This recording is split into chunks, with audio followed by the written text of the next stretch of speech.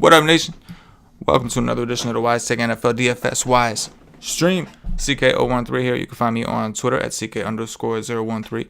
Joined once again by the GOAT, the true OG, known to many of you as Paulie D. You can find him on Twitter at Paulie with 8 D's. Paulie, what's happening? What up, man? Not much, man. I got some Thursday night football, which I've really come to appreciate these showdown slates. You know, it's funny how, when they first came out, we were a little resistant in the beginning of like, it's going to be ties and there's going to be, kind of downers. But little did we know this would be the key of for us getting through the week. These single down showdown football slates, man. So I'm pumped to be here with you talking about it because, listen, it's been great to be able to focus on football, but you and I are used to kind of grinding like every day and it's what we've been doing for the last 4 years, 5 years, whatever we've been doing this. And so it's different, but more motivated than ever when you get a crack at something. Am I right? For real. For real, true OGs. So we're going to talk about the Packers and 49ers. I feel like we probably shouldn't even have a game, but the NFL greed is going to allow us to take advantage of this. This COVID test, these guys it's like a mini outbreak. This guy's like contact tracing and all these different things, and I understand because it's a Thursday game. If this game was on Sunday, maybe a lot of these guys would be able to play. But just in general, it's strange. And like while I'm grateful to have the game, we're left basically with scraps of one team. I saw a funny tweet. Somebody had tweeted, "I'm ready for tonight's game," and they showed a picture of The Replacements. You know that movie, The Replacements. It's like, all right. And that's what it is, man. It's like all the receivers from the Niners basically are all called up from the practice squad. It's craziness. Indeed, mother sucker. All day. But needless to say, we do have a slate, so we will discuss and try to figure out how we plan on dropping dirties on this slate, because all slates, while maybe not created equal, will be treated equal. You know what I'm saying? How you like that? Let's go. First up, we've got, that's the first up. We'll just announce the game first, and then I'll have you break down one of the sides. We're going to Green Bay Packers, 49ers. We have a 48.5 total. It's dropped from 52, obviously, because of all the injuries. The Green Bay Packers opened up minus 3.5 after all the COVID stuff. They're now 6.5. It was as high as 7.5 at some places. But with that said, Paulie, talk to me about the Green Bay Packers, who we know are expecting to have Aaron Jones active, at least as of now. That's their plan. They said he may or may not be limited depending on how he feels. But other than that, they're on the they got the right side of the stick. AJ Dillon and fucking he doesn't have a backup, so no AJ Dillon, no Jamal Williams. So it's pretty much just him if he plays. If not, we got some value to work with. Talk to me about how you're approaching the Packers. Yeah, hard not to just throw A-Rod or Devontae in the captain slots. They're like, the only guys on the slate with any salary that are, expected to score a lot of points. They are in an absolutely great spot here. San Francisco's been terrible, and, they're missing a ton of weapons. So, I think the Rodgers to Devontae thing just continues, and there's no getting around it. It's going to be extremely popular, but you're going to have to get different with the remainder of your builds. I don't see making a team without either one of those two dudes. Aaron Jones, I'm surprised they're going to play him, having a bye next week, and likely to win this game pretty convincingly. He's fine. San Fran did get Alexander back, I believe, which, is a big, run-stopping linebacker for them. But he's like the contrarian piece of the Packers that, I could see, hurting the slate if you don't have him. They're missing a lot. So, if he's playing, I'm expecting him to kind of be close to full strength and play well. The San Francisco defense is beat up. They were good against the run, if you look at numbers, but I don't think that's going to continue. I think it's a team that's tanking. So, he's fine to mix in. And the two guys who we were focused on when we thought he wasn't playing, Irvin and Williams, I think you still mix in. They're crazy cheap. They'll help you be able to afford, Adams or A-Rod in the captain. Valdez Scantling, I think, is like a guy you want to get like 30% of. St. Brown, I think you can get a couple shares of. I'm not really interested in anything else. I do like Tanyan at the tight end. And cool with Crosby at kicker. Very cool with the Packers defense as well. Yeah, I'm with you on the Adams Rogers part. They especially Adams, just seems even in a game that gets ugly or a blowout, it's hard to see Adams not being a part of that. And it could come down to raw points if this game is not as high scoring because the 49ers don't do their part, which seems likely that could be the scenario. So they're pretty obvious. I don't see any reason not to play those guys, especially Adams, like I said. As far as Aaron Jones go, I told you, Paulie, like I'm doing 3 entries today at the 3 entry max, and I got I'm fading Aaron Jones on 2 teams, and I got him in a captain in 1 because I don't know, I just don't see a world where he's like you needed him at 9-8 on DraftKings. If he's mediocre, then I don't think you needed him at all. Meanwhile, because of his ownership, if he does play and happens to play the whole game, which like here's the thing, if he's feeling well, which we don't know, like the Packers have been very cautious with their guys, so I'm like you, I'm surprised they're even pulling the trigger, but.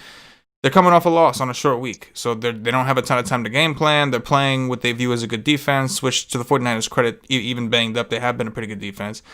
Unless your name is Ryan Fitzpatrick and you just slice everybody up. But, yeah, so I kind of get it. And not to mention, like, Aaron Jones, to begin with, was downplaying this whole thing, saying he felt like he could have played last week and all these other, whatever. So I don't know. We'll see. Either he is the slate breaker, in my opinion, and worth having in a captain, or is not worth having at all. Because, like you said, I have some concerns over, if they need him, if they don't need him, they're not going to use him.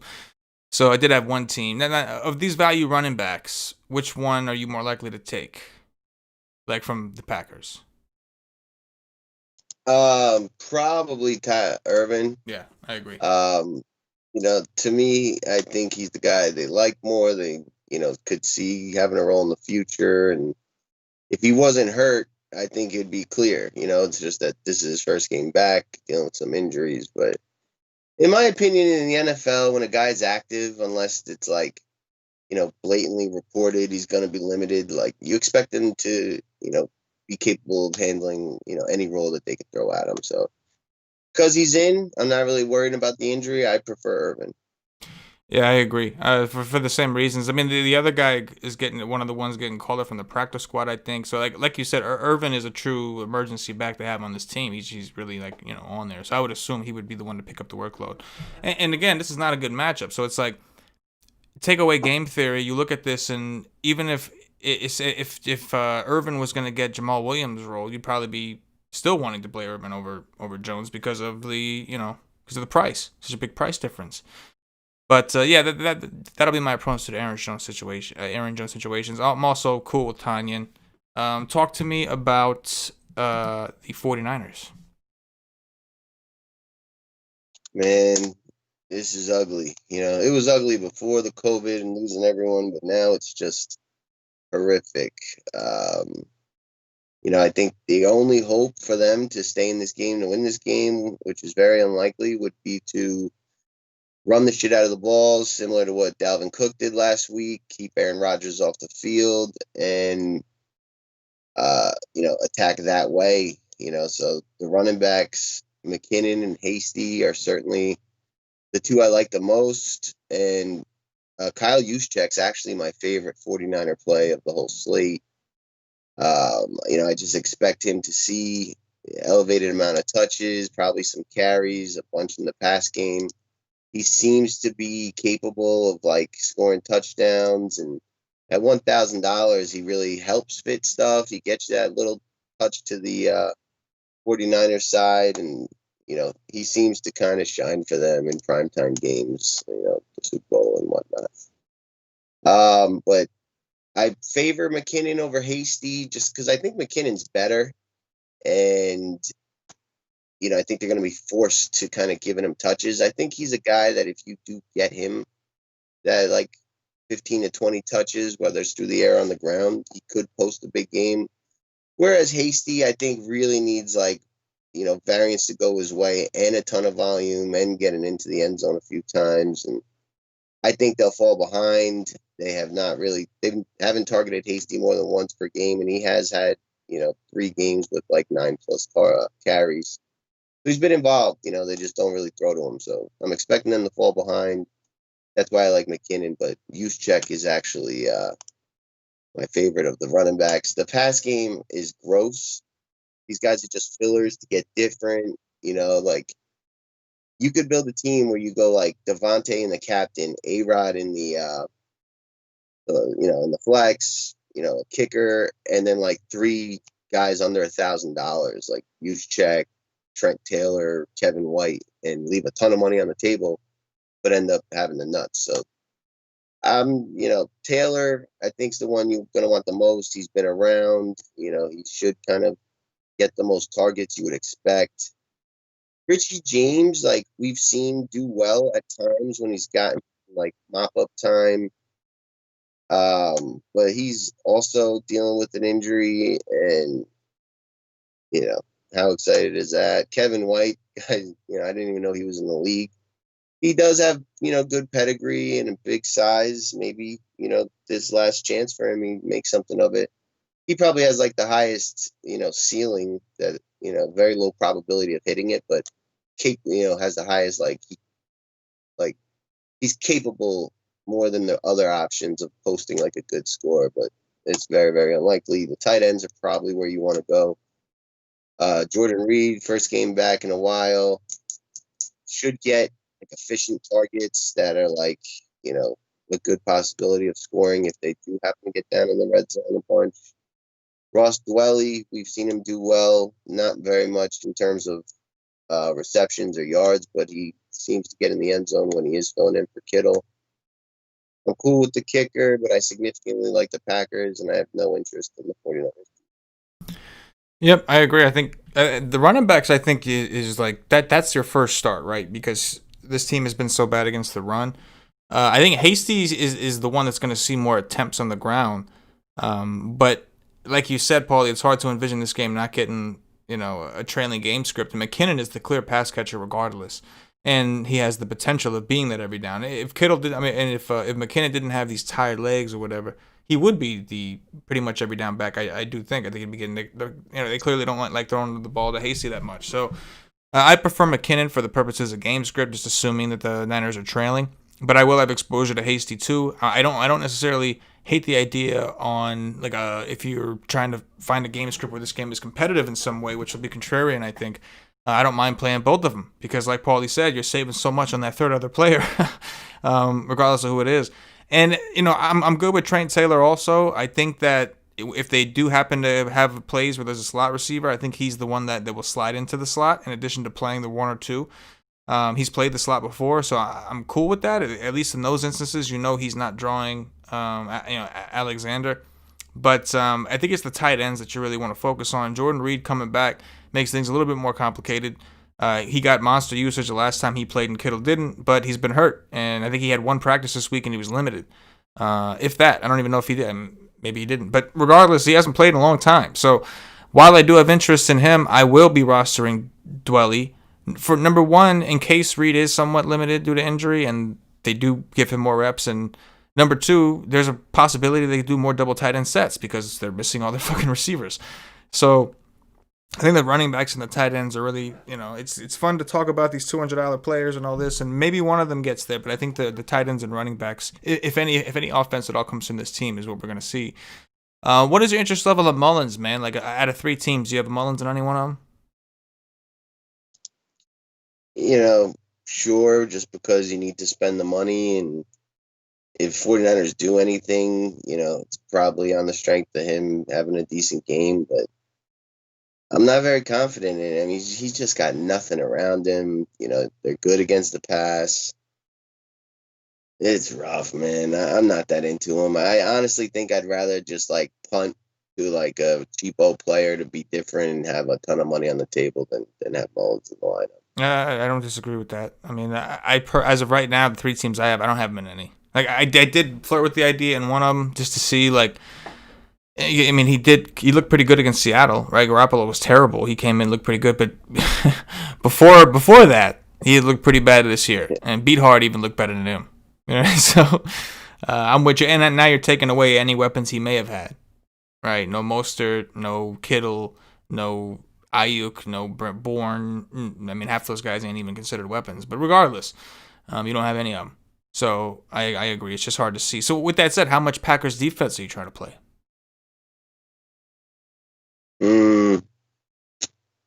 decent amount, 50% maybe. Yeah, it seems like I'm not like super drawn to him, but at the same time, when I think about it, I'm like, so if I'm not that high on this offense, then maybe I should play the defense. But it's, Yeah. it's one of those situations where you're like, well, I'm not really dying to do it. I'd rather get one more skill player, and not to mention the Niners, because they have so many starters that are going to be in the hundreds. And going back to Kyle Juszczyk, I do like that call. I do like that call, especially for goal line work or even pass catching work. Man, they'll throw to him before they throw to before they throw to Hasty. So it's what it seems like. So I like that as a way to get different as well. But yeah, it should be an interesting game. It should be an interesting game. Interesting because building teams, even based off game script, and a lot of that's due to the pricing, is like weird.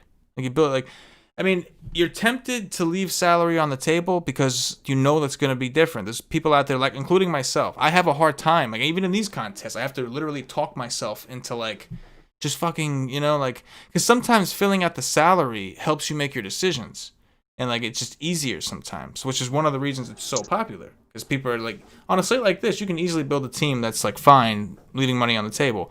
But do you have like in the back of your mind like, oh, but what if I switch this? You'll switch it a million times. Whereas if you max out your salary, you're like, well, I guess this is the best thing I could do with all my money. And so I don't know. Where are you at with that? Leaving money on the table? I'm fine with it. I think it's going to end up being optimal. Like, right. Let me see something. Let's throw. Who do you prefer in the captain, Adams or Rodgers? I prefer Adams. Okay. Very good. And then we'll lock in Aaron Jones and we'll lock in Rodgers. And we'll see what the thing spits out. Yeah. Devontae in the captain, Aaron Jones. Trent Taylor, Juice Box, McKinnon, 1,200 left on the table. Like, I think that is like the beginning of an optimal. Probably not 3 49ers, but they're still going to be out there for 60 minutes, and these guys are going to get way more opportunities than they ever have. Like, they will probably end up being a couple 49ers as the highest raw scorers, especially with how, like, condensed Green Bay really is. I mean, outside of Jones and Devontae, they don't really use nobody else. So, I do think the 49er guys will end up having higher raw scores than, like, the remainder of the Packer guys. Yeah, no, I feel you. It's a tricky one, like and whatnots. With that said, give me your top captains. Adams, Rodgers, and Packers defense. Ooh, I like it. I go on Adams. Adams a clear number one. Rodgers, and then I'll go Aaron Jones. But if you're tuning in now and just hearing that, there's an explanation for that. Fast forward to the beginning of the show. With that said, I guess give me your top 3 value plays. Kyle Juszczyk,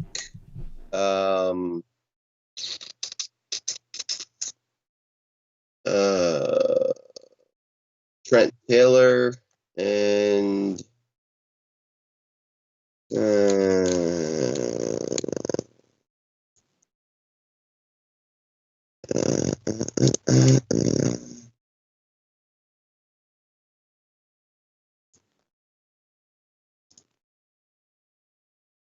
Mason Crosby? I mean, shit. In all seriousness, like the 49er defense is decent. There could be, but the Packers are going to move the ball. But there could be an issue with actually converting into the end zone. He could end up having a big day, especially if we get late in that fourth quarter garbage time where they just don't want to pour it on anymore. They're just trying to get out of the game healthy. It could easily become the Crosby show. Got a couple questions in the chat we will address. Tony A. Shout out to Tony A.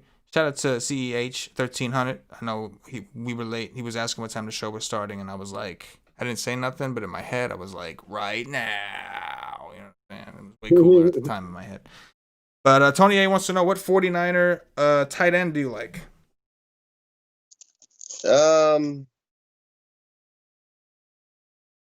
I don't like either all that much, but I guess Dwelly I would play over Reed. I think Reed will be more popular. I think Dwelly will get more snaps. I do think Reed will get like higher like scoring probability type of plays, but I don't know if he connects on those where Dwelly, I think, will get more volume. So I'll go Dwelly. Yeah, it's like, I think in a cash game, maybe I side with Reed because he's only $1,000 more, and I think he's the better player. But to Paulie's Yeah. point, as it's like we hit on before, he hasn't practiced or played in a long time. To think he's just going to run out there and play every snap. There's a 60% chance he doesn't finish this game, right? Like, yeah. I mean, yeah, given his Guys track always- record, yeah, absolutely. Yeah. Absolutely. So, yeah, I kind of like Dwelly more. But I will have at least one team with Dickcock. Reed, yes. Thank you. Matthew asks, thoughts on Trent Taylor? Yeah. He's usually the slot guy. That probably doesn't change, so you're staying away from what's his name? The corner for the Packers. Alexander, Jair Alexander, and should see double-digit targets potentially. They should be losing. They should have to throw, and he's going to have the best matchup of the bunch. And he's got the most experience, most knowledge, most reps. So he's fine. He's good. I'd play a bunch of them. At the very least, you got to figure he at least knows the playbook, right? He's been there for a little while now, a couple of years. At the very least, even if that, well, you got to think he's got to know the playbook better than some of these guys that have been on the practice squad. Because a lot of times the practice squad guys end up emulating different teams to give their teams different looks. Tim Hunt asks, can you rank the Green Bay receivers? Obviously, Adams is a stone cold number one, but I guess after that, what's the rank of the Packers? I guess I would go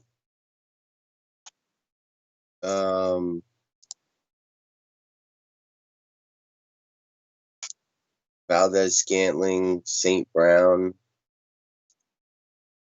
Malik Taylor in that order, and I don't have a ton of interest in any of them, except they do all kind of have that, like, 2 targets, 1 catch, 8 yards, and a touchdown, and have 10 points at low ownership kind of upside, because Rodgers can spread it around. So, like, I'll mix them in and out, but, none of them stand out over the rest to me. I think, Valdez Scantling should get the most snaps.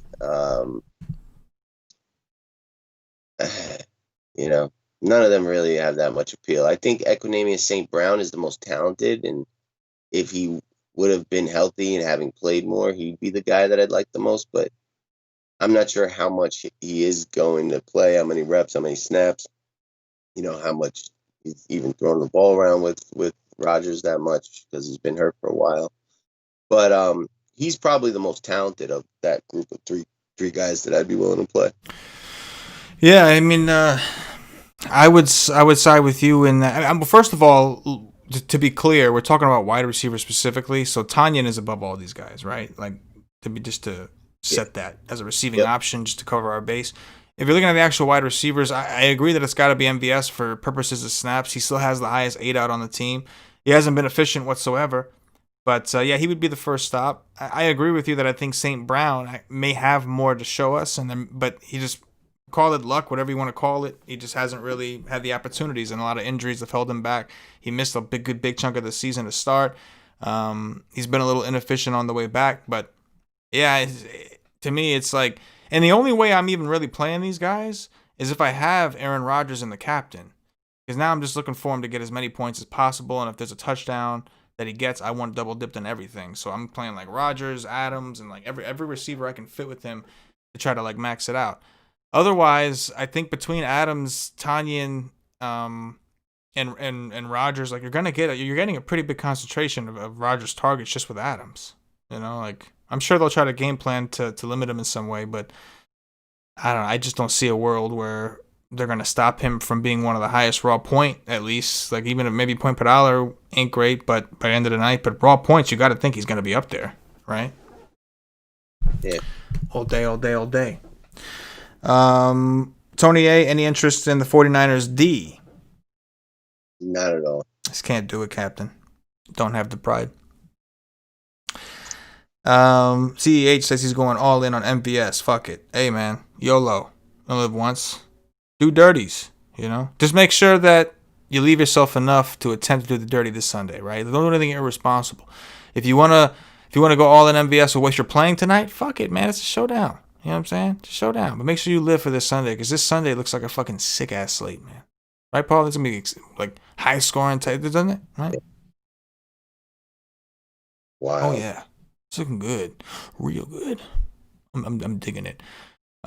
Which reminds me, tomorrow night, myself, Paulie D, NFL Y stream for Week 9. Patio Joe is out doing Patio Joe, or I should say Patio Joe is out doing all Audie Fulton things, which is Patio Joe's alter ego when he don't got the kids or the wife. So shout out to Patio Joe, do the dirty. Don't forget to send everybody the friendly text to make sure you're okay, because, you know, Joe's like that, if you will. But yeah, so tomorrow night, if you know, we'll be in there. We'll post it. You know, I'll advertise the stream on the channel. So when we decide on the time, it's not gonna be no 11:30 without Joe, because there's just no fucking need for us to stay up that late on the East Coast. Probably be, what do you think, like 9-10 o'clock, somewhere in that range, right?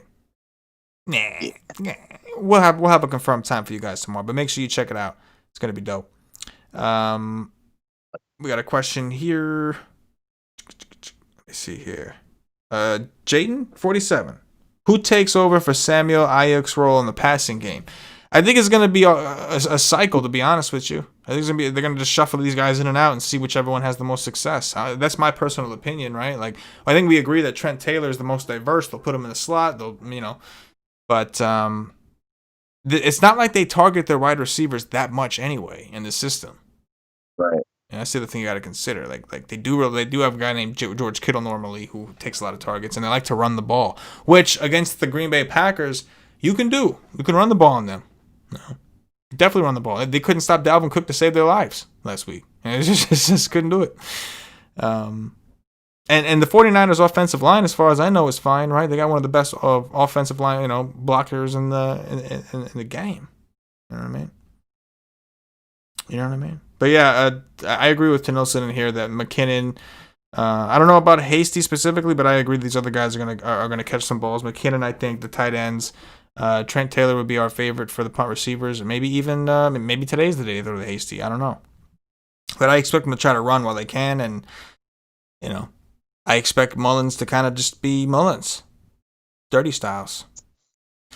That's gonna do it, Nation. We appreciate y'all hanging out with us. Don't miss the show tomorrow night. Make sure you rock with us. Again, we'll have it up on the stream tomorrow. We'll be we already announced that the contest we did for the first look show on Tuesday night. This week, what we're gonna do is we have the FanDuel contest, DraftKings, the listener league. So hop in, go back to the week 9 first look on the YouTube channel. Find the links, get in there. It's free.